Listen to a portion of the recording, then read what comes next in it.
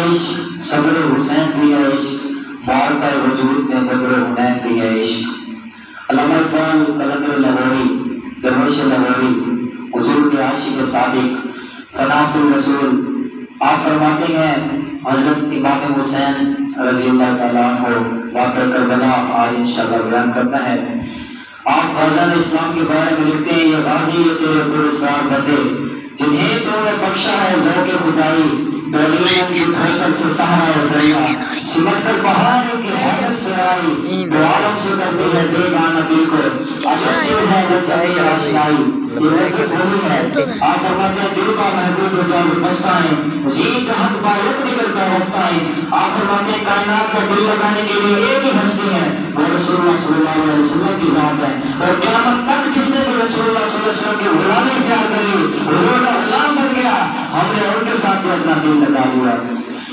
یہ غازی تیرے پراسرار بندے جنہیں تو نے بخشا ہے ذوق خدائی، زمین ان کے ٹھوکر سے سہارا دریا، سمٹ کر پہاڑ کی حیثیت سے آئی، دو عالم سے کرتی ہے بے گانا دل کو، عجب چیز ہے بس ابھی آشنائی، شہادت ہے مطلوب مقصود مومن، نہ مال غنیمت نہ کشور کشائی۔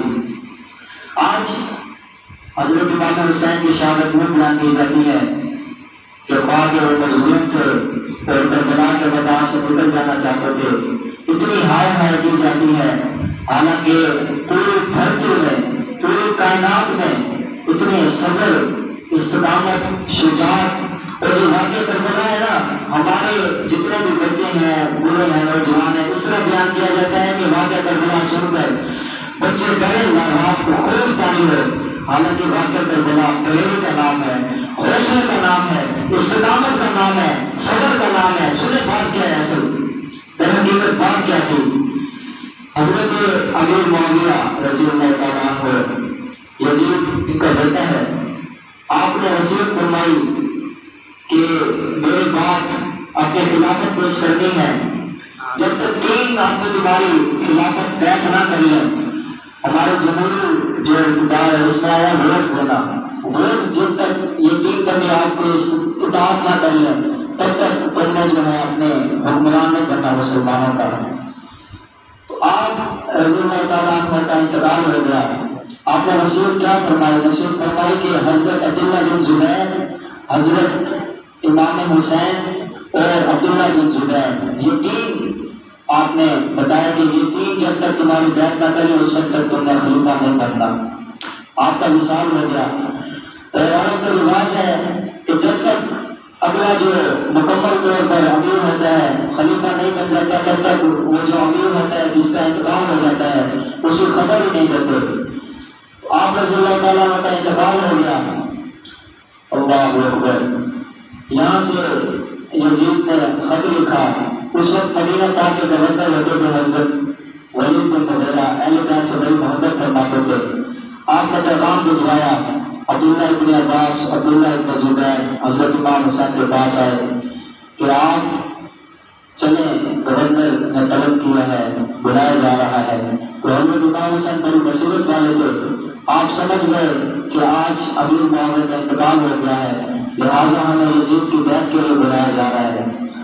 آپ گورنر ہاؤس پہنچے، 14 آدمی آپ کے ساتھ۔ آپ کو حضرت عبداللہ ابن عباس، عبداللہ بن زبیر نے فرمایا کوئی بھی اگر کوئی بات ہو آپ نے صرف اشارہ کر دینا ہے تو انشاءاللہ بندے آ جائیں گے۔ حضرت امام حسین آدھی رات کے وقت بلایا گیا، تو آدھی رات کا یہی بصیرت والے حضرت امام حسین تھے کہ یزید کی بیعت کے لیے ہمیں بلایا جا رہا ہے۔ آدھی رات کے وقت گورنر ہاؤس پہنچے 14 آدمیوں کے ساتھ، تو پھر وہی بات تھی، ولید بن مغیرہ نے کہا کہ حضرت امیر معاویہ کا انتقال ہو گیا ہے، لہٰذا آپ کو یزید کی بیعت کے لیے بلایا گیا ہے۔ تو آپ رضی اللہ تعالیٰ عنہ حضرت امام حسین امام علی مقام نے فرمایا کہ میں چھپ کر بیعت نہیں کروں گا، مجمع لگائیں، جس طرح طریقہ ہے صدیق اکبر کا، جس طرح طریقہ ہے عمر فاروق کا، جس طرح طریقہ ہے عثمان غنی کا، جس طرح طریقہ ہے مولا علی رضی اللہ تعالیٰ عنہ کا، جس طرح ہمارے خلفائے ثلاثہ ہیں ان کا جیسا طریقہ ہے بیعت کرنے کا، ویسے مجمع لگائیں، جمعہ کو اعلان کریں، چھپ کر بیعت نہیں کرے گا امام حسین۔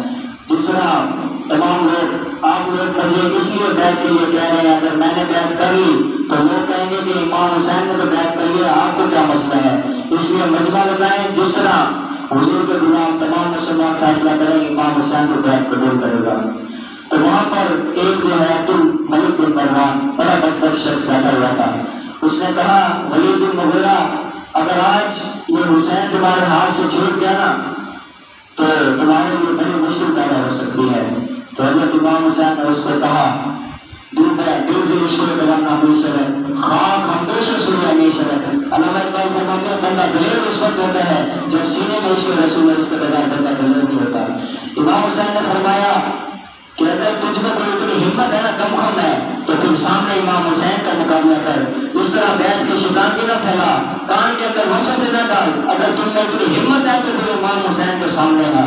ہاں زلف کے بیچ کمند اندر جب پھنس جائے پھر پھڑکنا کی، رکھی قدم جما کے عشق اندر سخت گھاٹیاں دیکھ کے پھڑکنا کی، جنہ تھا فراق کا کل پایا نہ سونا نہ جانیا جھمکنا کی، لگی جاگ کا بنے گی آس ہوئی کچے گرد و علما رکنا کی۔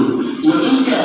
حضرت امام حسین اور یزید کے جو درمیان جنگ ہے نا، یہ کفر و اسلام کی جنگ نہیں ہے، کفر و اسلام کی جنگ نہیں ہے، یہ حق اور باطل کی جنگ ہے۔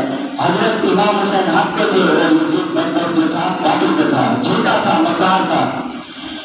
تو وہاں پر حضرت امام حسین سے پوچھا گیا کہ آپ پھر کیا کریں گے، یزید کی بیعت نہیں کریں گے؟ آپ نے فرمایا کہ میں وہ مہنگا نہیں بننا چاہتا۔ حضور صلی اللہ علیہ وسلم نے فرمایا ایک مہنگا ہوگا مدینہ پاک میں، اس کا جو خون ہے وہ بہے گا، لہٰذا پھر کہتے ہیں آپ کیا کریں گے؟ حضرت امام علی مقام نے بتایا میں مدینہ پاک چھوڑ جاؤں گا۔ اس وقت دور سے جو ہے غربت نہیں بنا ہوا تھا، اس طرح شاید لکھتا ہے کہ نانا تیرے کرم کے خزینے کی خیر ہو، میں جا رہا ہوں تیرے مدینے کی خیر ہو۔ آپ مکہ مکرمہ تشریف لے گئے، جب مکہ مکرمہ تشریف لے گئے تو امام علی مقام کو کوفہ سے خط آنے لگے، اتنے خط آئے کہ 3 دھڑیوں میں خط بھیجے تو یزید ہم پر مسلط ہو گیا ہے، لہٰذا آپ بھی نہیں نکلیں گے تو پھر ہمارا کیا ہوگا؟ بڑا مشکل رہتا ہے حق پر چلنا۔ اللہ اکبر۔ آپ امام علی مقام رضی اللہ تعالیٰ عنہ حضرت مسلم بن عقیل کو مخاطب کیا، آپ کو فرمایا کہ آپ جائیں کوفہ میں جس طرح حالات ہوں آپ نے ہمیں بات اگر کر دینا، انشاءاللہ ہم بھی پیچھے آ کے چل آئیں گے۔ یہ حضرت مولا علی کے بھتیجے ہیں، حضرت مسلم بن عقیل بڑے دیانتدار، آپ بڑے دلیر بہادر تھے، استقامت والے۔ حضرت مسلم بن عقیل کو بھیجا گیا، آپ رضی اللہ تعالیٰ عنہ کوفہ پہنچے تو پھر پہلے دن 17,000 لوگوں نے بیعت کر لی۔ کتنے لوگوں نے بیعت کر لی؟ 17,000۔ حضرت مسلم بن عقیل کے ہاتھ کو ادھر بیعت کر لی، اور پھر وہاں کا جو گورنر تھے نعمان بن بشیر وہ بھی اہل بیت سے بڑی محبت کرنے والے تھے، تو دوسرے دن 40,000 نے بیعت کر لی حضرت مسلم بن عقیل کے ہاتھ پر کہ ہم حضرت امام حسین کے ساتھ کھڑے ہیں۔ تو ادھر سے جو ہے نا کوفہ سے کسی نے خط لکھ دیا یزید پر، اس کے چمچے نے کسی نے خرچے نے خط لکھ دیا کہ یہاں پر جو ہے نعمان بن بشیر مسلم بن عقیل کے سامنے بڑا نرم مزاج بن رہے ہیں، لہٰذا آپ جو ہے کچھ کرتے نہیں، اگر اس طرح ہو گیا تو پھر مسلم بن عقیل گورنر بن جائیں گے اس کو حلف کر کے۔ اللہ اکبر۔ یزید نے اتنے ضیاف کو مقرر کیا، کہا کہ تجھے دوسرے صوبے کی بھی گورنر کی جلدی جا پہنچ نعمان بن بشیر کو حلف کر، اس کی جو گورنر ختم کر، اور پھر وہاں پر قبضہ دلا کر بندر بڑی مشکل ہوتی ہے گورنریاں۔ یہ پھر جو ہے آگے بابا نے فرماتے تھے کہ امام علی مقام ہے، حضرت امام حسین ہے، لوگ تو امام حسین کو بھی نہیں دیکھتے، خاتم حسین کو کیسے دیکھیں گے؟ تو پھر حق اور باطل کی جو ٹکر ہے نا یہ قیامت تک رہنی ہے۔ یہ بات نہیں ہے کلمہ اس نے بھی پڑھا ہے، اس نے بھی پڑھا ہے، تو دل کا کلمہ کوئی بھی پڑھتا، زبانی کلمہ ہر کوئی پڑھتا، تو ہر بندے کا کلمہ تو پڑھا ہوا ہے، لیکن حق اور باطل کی جو ہے وہ ٹکر کیسے؟ حسینی جو کردار ہے نا، حسینی کردار وہ یہ ہے کہ ظلم کے آگے کٹ کر ختم ہونا، یہ حسینی کردار ہے۔ یزیدی کردار کیا ہے؟ ظلم کرنا، ظالم کی حمایت کرنا، یہ یزیدی کردار ہے۔ اور کوفی کردار کیا ہے؟ ظلم کو دیکھ کر بھی حضرت مولانا عبدالصمد خان فرماتے تھے کہ ضعیف اگر نظر پڑے رسول کا جمال پر، ظالم اگر آئے نظر کہنے سے جمال پر۔ آپ فرماتے تھے کہ اگر ضعیف بندہ دیکھ پڑے گا، کمزور دل بندہ دیکھ پڑے تو پھر اس کے سامنے سر جھکا لیں، اس کو کچھ نہیں کہنا، لیکن اگر کوئی ظالم ہے ظالم کی آنکھوں میں آ کے ڈال کر بات کرنی ہے تجھے کیا مسئلہ ہے، تو کیوں ظلم کر رہا ہے؟ ضعیف اگر نظر پڑے رسول کا جمال بن، ظالم اگر آئے نظر کہاں ذوالجلال بن۔ کوئی کردار کیا ہوتا ہے؟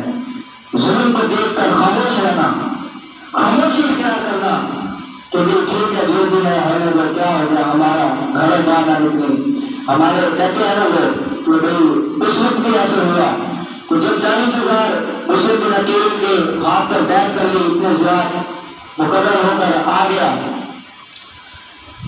تو پھر اس نے ایسے کیا کہ سب سے پہلے نعمان بن بشیر ان کو حمل کیا اور گورنر ہاؤس پر قبضہ کیا۔ حالانکہ رات کے وقت کو جبہ پہن کر آیا اور اس کے نعرے بھی لگائے لوگوں نے، اور لوگوں نے سمجھا کہ امام حسین آ گئے ہیں، اور وہاں سے حضرت مسلم بن عقیل ایک رات پہلے وہ خط لکھ چکے تھے کہ جس میں کہا گیا کہ آپ کوفہ آ جائیں۔ حضرت امام حسین کو فرمایا جس میں لکھا کہ آپ کوفہ آ جائیں، یہاں حالات بڑے ٹھیک ہیں۔ حضرت امام علی مقام رضی اللہ تعالیٰ نے مکہ مکرمہ سے چلے کوفہ کی جانب۔ راستوں میں ایک بزرگ شاعر ملا، اس نے کہا کہ امام حسین آپ کہاں جا رہے ہیں؟ کہا کہ میں کوفہ جا رہا ہوں۔ تو انہوں نے کہا کہ وہاں کے جو لوگ ہیں نا، گراؤنڈ ریالٹی صحیح نہیں ہے، حالات نہیں ٹھیک۔ آج بھی لوگ کہتے ہیں حالات نہیں ٹھیک، تو پھر گراؤنڈ ریالٹی کیا ہے؟ وہ کہتے ہیں کہ دل تو آپ کے ساتھ ہے وہاں کے، وہ چاہتے ہیں کہ آپ حق پر ہیں، لیکن ان کی جو تلواریں ہیں وہ آپ کے ساتھ نہیں ہیں۔ حضور صلی اللہ علیہ وسلم کی تیر کا بور بھی ہے نبی السیف، حضور نے فرمایا میں تلوار والا نبی ہوں، حضور نے فرمایا نبی الملاحم، حضور نے فرمایا میں جنگوں والا نبی ہوں، حضور نے فرمایا نبی القتال، حضور نے فرمایا میں خوب لڑنے والا نبی ہوں۔ یہ حضور صلی اللہ علیہ وسلم کے تین لقب ہیں۔ حضرت امام علی مقام رضی اللہ تعالیٰ عنہ کو وہ جب شاعر کہنے لگا کہ میں نے دیکھا ہے کہ مسلم عقیل کو کوفہ کی جو گورنر ہاؤس ہے اس سے پہلے ان کو گرایا گیا نیچے، اور پھر ان کو لٹکا دیا گیا، کہا کہ لٹکے ہوئے تھے، میں نے مسلم عقیل کی لاش کو دیکھا ہے۔ تو حضرت امام حسین رضی اللہ تعالیٰ عنہ نے بڑے خوبصورت الفاظ ہیں، فرمایا کہ میرا بھائی لٹکا ہوا تھا نا، کہیں جھکا تو نہیں ہوا تھا، ظالم کے سامنے اس نے کوئی اپنے گردن جھکائی تو نہیں ہوئی تھی، تو پھر کہتے جو بھی ہے میں نے جانا ہے۔ تو پھر وہاں پر خالد بن یزید چند مختصر سے قافلہ لے کر پہنچا، آپ امام علی مقام کا محاصرہ کیا، تو اس نے کہا کہ آپ مان جائیں، تو وہ حضرت حضور پہلے وہ ہیں جنہوں نے کربلا کے اندر امام حسین کی جانب سے سر کٹایا۔ آج بھی امام حسین کے قدمے میں ان کا مزار ہے، ان کو بھی سلامیں دی جاتی ہے۔ تو کہا کہ آپ مان جائیں، بیعت کر لیں یزید کی۔ حضرت امام حسین نے فرمایا کہ جو ہے سب کچھ ہو سکتا ہے، امام سب کچھ لٹا سکتا ہے، لیکن حسین جو ہے ظالم کے دربار پر نہیں جا سکتا، ظالم کے ہاتھ میں ہاتھ نہیں دے سکتا۔ شاہ عصر حسین، بادشاہ عصر حسین، دین حسین، دین پناہ عصر حسین، سردار ناداب دست در دست یزید، حقا کے بنا لا الہ عصر حسین۔ یہ حضرت امام حسین نماز کا وقت ہوا تو خالد بن یزید کے ساتھ مکالمہ ہوا۔ حضرت امام حسین نے فرمایا کہ نماز تم پڑھ سکتے ہو، لیکن اللہ اکبر بڑی مشکل ہوتی ہے، تنخواہوں کا جو مسئلہ ہے نا بڑا مشکل ہوتا ہے۔ تو ہم نے آپ امام حسین نے فرمایا کہ نماز تو پڑھ سکتے ہو، ہم نے کہا میں نماز تو آپ کے ساتھ پڑھوں گا، لیکن جو معاملات ہے وہ یزید کے ساتھ رکھوں گا، بڑا مشکل ہوتا ہے حق پر چلنا۔ تو امام حسین نے فرمایا کوئی مسئلہ نہیں، نماز پڑھ سکتے ہو تم ہمارے پیچھے۔ تو پورے یزید کے لشکر میں سب نے حضرت امام حسین کے پیچھے نماز ادا کی، تب تک دین سمجھ نہیں آیا۔ تو جب نماز کا مسلم جو مقام تھا وہ بیضہ کا مقام تھا، آگے جب دو تین مقام پر روکا گیا تو جب آپ امام علی مقام نے پوچھا کہ اب کون سا مقام آیا ہے، تو پتہ چلا کہ کربلا۔ آپ رضی اللہ تعالیٰ نے فرمایا یہیں پر خیمے لگا دیے جائیں۔ تو حضرت زینب نے عرض کی، حضرت امام حسین سے پوچھا کہ ہمیں اس بات کی سمجھ نہیں آئی، بہت سارے مقام آئے لیکن آپ نے صرف کربلا کے اندر ہی کیوں جو خیمے لگوائے یہاں پر؟ تو حضرت امام حسین رضی اللہ تعالیٰ نے فرمایا کہ رات کو نانا جان خواب میں آئے، رسول اللہ صلی اللہ علیہ وسلم خواب میں آئے، تو انہوں نے یہی مقام جو ہے پسند کروایا۔ تو کربلا کا مقام ہے۔ اب 7 محرم کو پانی بند کر دیا گیا. اب گدے میں پانی پیتے تھے, کتے پانی پیتے تھے, جانور پانی پیتے تھے, لیکن اہل بیت پانی نہیں پی رہے. رسول اللہ علیہ وسلم کا گھرانہ پانی نہیں پی رہا. تو کہا کہ یا تو آپ بیت کریں گے یا پھر جنگ کے لیے آپ تیار ہو جائیں. تو امام علی مقام نے فرمایا کہ ایک رات مجھے دے دی جائے, میں کھل کے رب کے سامنے عبادت کروں, کھل کے رب کے سامنے گڑگڑائی کروں. تو گرو کو جب وہ کہنے لگے شینے عمل اپنے ساتھ, وہ کہنے لگے کہ کوئی ایک رات کی مہلت نہیں آئے گی. تو گرو نے کہا کہ بدتمیزی نہ کرو, امام علی مقام کو موقع دو حضرت امام حسین کو ایک رات کا. تو پوری رات آپ نے اللہ کی بارگاہ میں عبادت فرمائی. اور صبح جب ہوئی, جنگ کا قدر بجنے لگا, جہاں نعرہ لگاتے یہاں پر اتنی کمزوری دکھائی جاتی ہے کہ واقعہ کربلا کو ڈرنے کا نام ہے. یار کیا ہو گیا لوگوں کو, کیسی قوم کی تربیت کر رہے ہیں. واقعہ کربلا دھیری کا نام ہے, استقامت کا نام ہے, صبر کا نام ہے. تو پھر 10 محرم کو جو ہے ہوا کیا, واقعہ کربلا ہمیں کس چیز کا درس دیتا ہے؟ ہمیں یہی درس دیتا ہے کہ ظالم کے آگے ڈٹ کر مقابلہ کرنا حضرت امام حسین نے ہمیں فرمایا ہے. اس کا ذائقہ ذوق والا جس چکھ لیا سو جان گئی, ہر ایک لو تن پر پاؤنگی, کوئی لکھ تو ایک پچھاڑ گئی, ہمت ہاریاں دا کام عشق دائی, کام شیر دلیر جوان دائی, عالم شام ہے عشق کا کی قصہ, سمرا دین اسلام ایمان دائی. یہی ایمان ہے, یہی عشق ہے. حضور صلی اللہ علیہ وسلم سے عشق کر کے, محبت کر کے, وہی بندہ جس چیز کی, جس انسان کی, جس مقام کی حضور صلی اللہ علیہ وسلم کے ساتھ نسبت ہو گئی ہے, ہم نے ان سب کو جانا ہے, انہیں جانا, انہیں مانا, نہ رکھا گیا سکون للہ الحمد نہ دنیا سے مسلمان گیا. رہے گا یہیں ان کا چرچا رہے گا, بڑے خاک ہو جائیں جل جانے والے. یہ غازیان اسلام کی جو ہے ہسٹری ہے. حضرت امام حسین نے ہمیں حق پر کس طرح چلنا سکھایا ہے. حضرت امام حسین جہاں جاتے نعرہ لگتا تو آپ جو ہے حد ہی کر دیتے, جہاں جاتے ایسے نعرہ لگتا تو پورا کربلا گھٹنے لگتا. آپ نے جب اس کی تلاوت کی تو کربلا پورا گھٹنے لگا. ایسا لگا کہ حضور صلی اللہ علیہ وسلم کا یہ جو نوازا ہے یہی تو حق ہے, یہی حق ہے, یہی سچ ہے. یزید باطل تھا اور یہاں تک قیامت تک ٹکر چلنی ہے. یہ نہیں کہ کربلا کے جو میدان ہے اس کے بعد حق اور باطل ختم ہو گیا. نہیں نہیں نہیں نہیں نہیں, یہ بات نہیں ہے کہ اس کے بعد حق اور باطل ختم ہو گیا. ہمارے بابا جی علیہ رحمہ حضرت علامہ حافظ خادم حسین رضوی رحمۃ اللہ تعالیٰ علیہ آپ کو بھی فرماتے تھے کہ کیا پڑھی ہے آپ کو اس معذوری کی حالت میں. آپ جیلیں کاٹتے ہیں, آپ جو ہے ہتھکڑیاں لگواتے ہیں, آپ جو ہے پرچے 1400 FIR دی بابا جی کے اوپر. کتنی FIR دی؟ 1400 FIR. آپ نے کبھی بھی اپنا سر نہیں جھکایا. آپ نے ایک ہی بات کی, نہ سر جھکا کیجیے نہ منہ چھپا کیجیے, ستم کر کی نظروں سے نظریں ملا کیجیے. ہم اگر 2 دن کم جیے تو اس میں حیرت کیا, ہم ان کے ساتھ ہو تو شمع جلا کیجیے. آپ کو فرمایا کرتے تھے کہ آپ کو کس چیز کی پڑی ہے. تو دیکھیں کتنے بڑے بڑے مدارس چل رہے ہیں, کتنے بڑے بڑے پیران نظام گدیوں پر بیٹھے ہیں, کتنے عالم دین حدیثیں پڑھا رہے ہیں.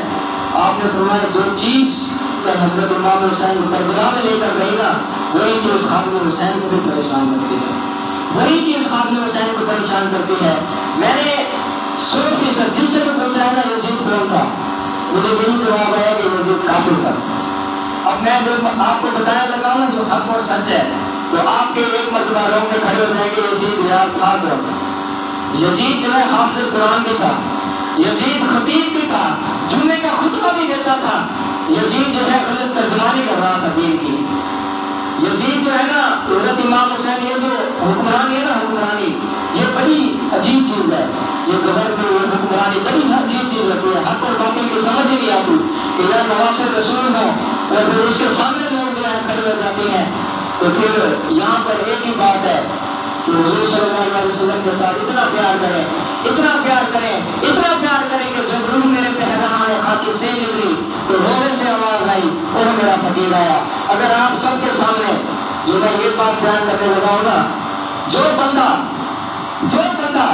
حق اور باطل کی پہچان نہیں کر سکتا نا, کوئی بھی بندہ حق اور باطل کی پہچان نہیں کر سکتا کہ حق کیا ہے, سچ کیا ہے, باطل کیا ہے, جھوٹ کیا ہے, تو پھر وہ پتہ کس لیے صرف پیدا ہوا ہے. وہ صرف مردم شماری کے لیے پیدا ہوا ہے، بس وہ صرف کھانا پوری کے لیے آیا، کھایا پیا ہے، پھر اس کے بعد دنیا سے چلا گیا۔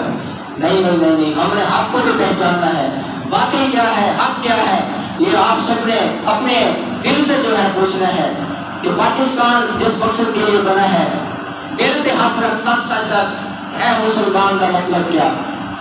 ہر بندہ اپنے سے پوچھے کہ یار پاکستان کیوں بنا تھا؟ دل پہ ہاتھ رکھ، سچ سچ دس ہے مسلمان کا مطلب کیا؟ جی عشق نبی نے سینے وچ وقرار ایمان کا مطلب کیا؟ بس ہندوستان کی ٹھیک حاصل اتنے نقصان کا مطلب کیا؟ یار آپ سب بتائیں مجھے کہ یہ پاکستان ہے کیوں بنا تھا؟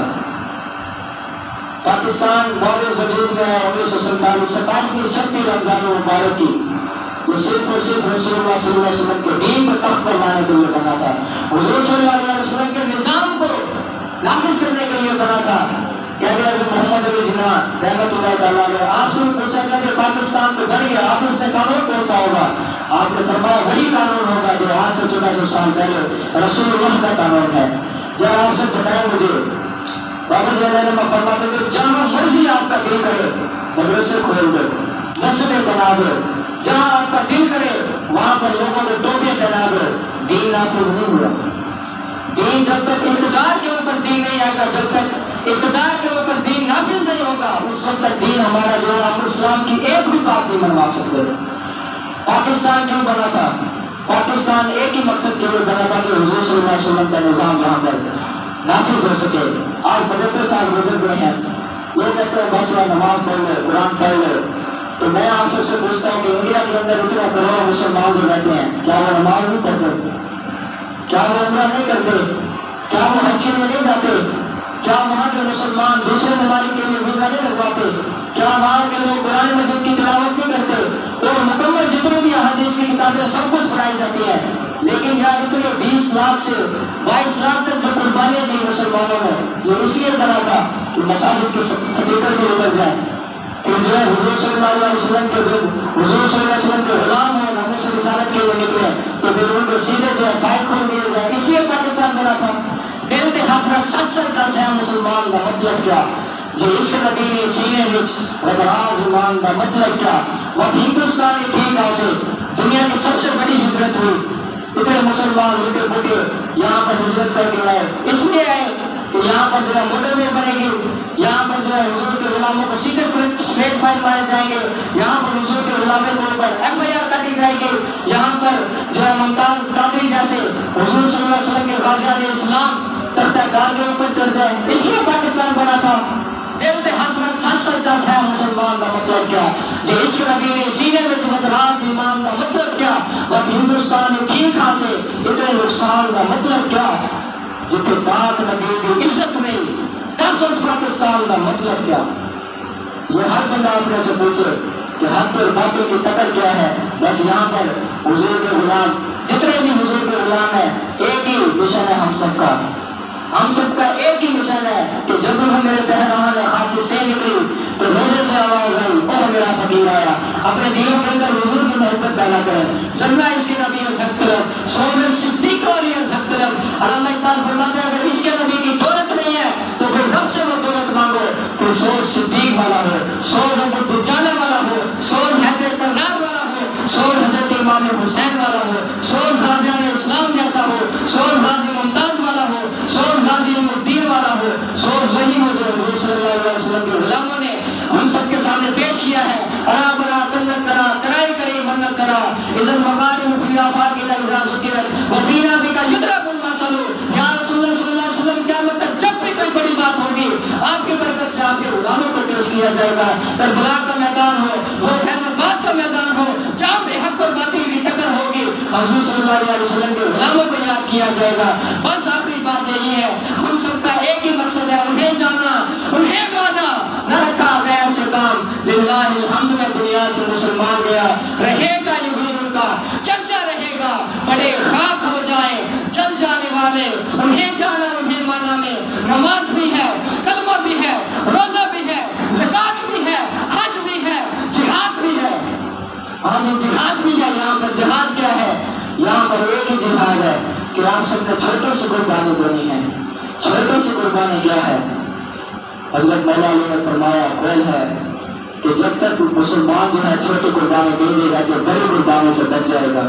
چھوٹی قربانی اب یہ ہے کہ آپ سب نے جنرل الیکشن ہو، چھوٹا الیکشن ہو، جو بھی الیکشن ہو، حضور صلی اللہ علیہ وسلم کے غلاموں کو ووٹ دینا، عاشق رسول کو ووٹ دینا ہے۔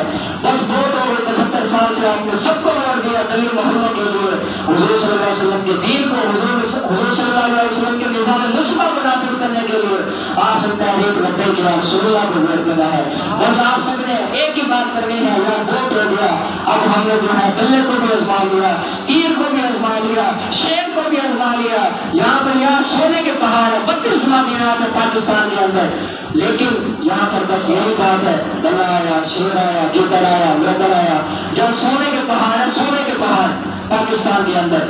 آج دیکھیں بلوچستان کے اندر سیلاب میں لوگ مر رہے ہیں، لیکن وہاں پر صرف لبیک یا رسول اللہ تحریک والے پہنچے ہیں، ان کی امداد کی ہے، مدد کی ہے۔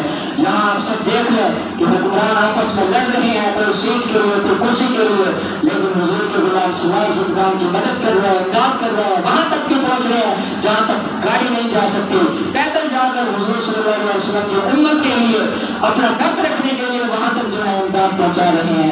آپ سب دیکھ لیں کہ عوام کی فکر کس کو ہے، ایک ہی بات ہے، اسلام، پاکستان اور پورا عوام۔ اللہ تعالیٰ میری اور آپ سب کی حاضری کو قبول فرمائے۔